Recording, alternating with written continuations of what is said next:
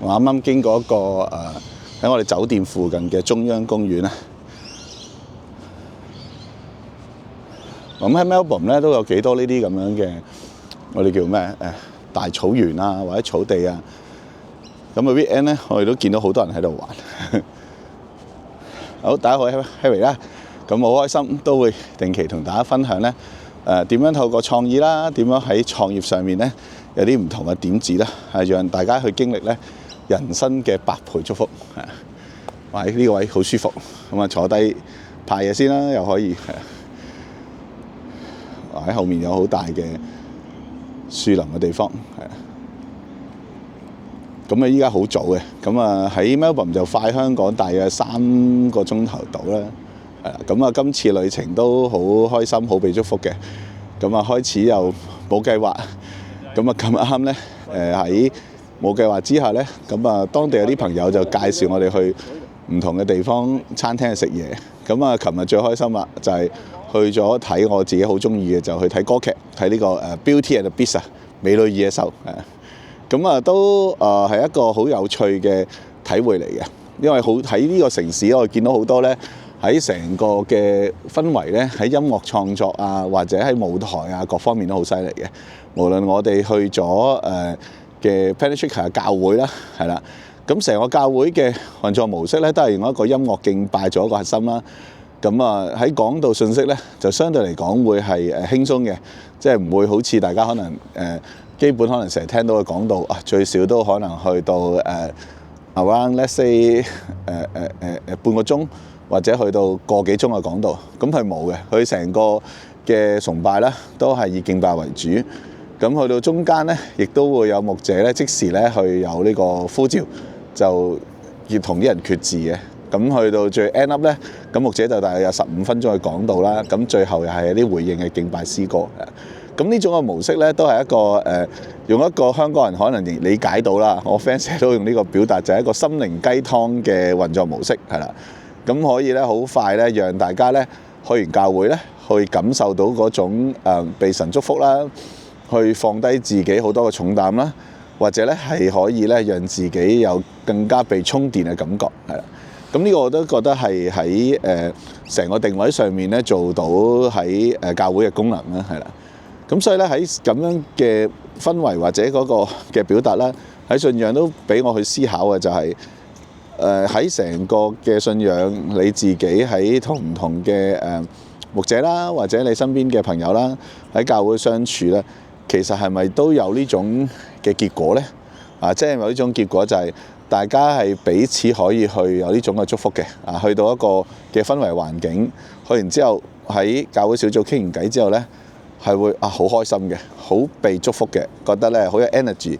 繼續去面對人生唔同嘅挑戰，同埋好有盼望嘅。但係倒翻轉啦，去一個教會小組入面嘅討論分享，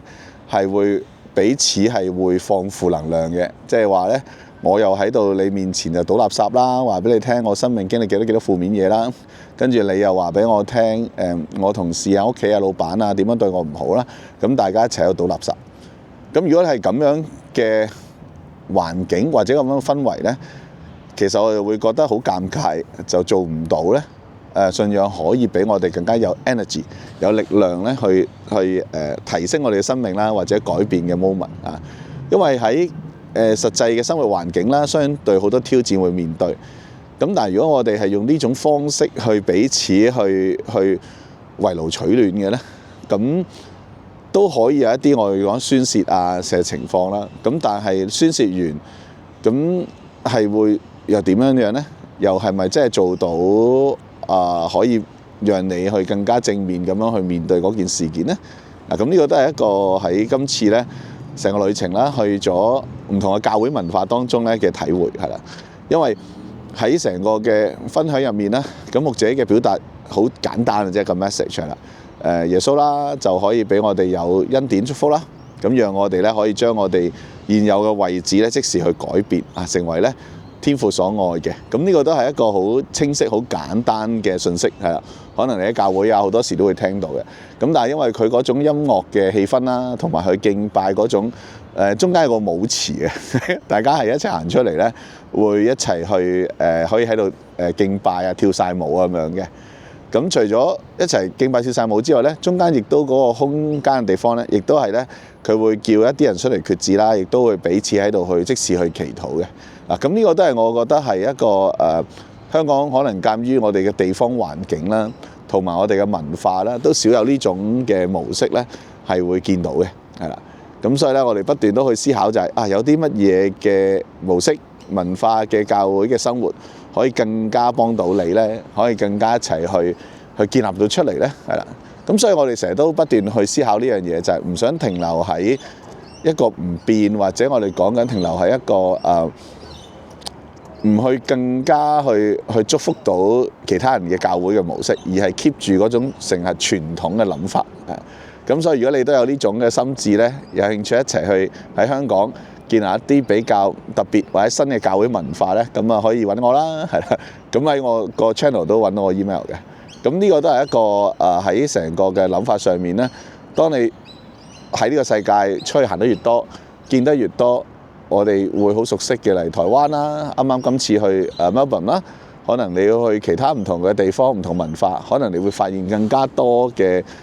教會嘅模式係啦。咁你會發現咧，其實個世界真係好大嘅，就唔需要咧喺你依家嘅狀態困咗喺度，就會覺得我明明覺得呢個信仰好幫到我明明咧覺得好被祝福嘅喎，我決志嗰陣時，但係當我入咗教會團體嗰陣時，點解攞唔到當初嗰份嘅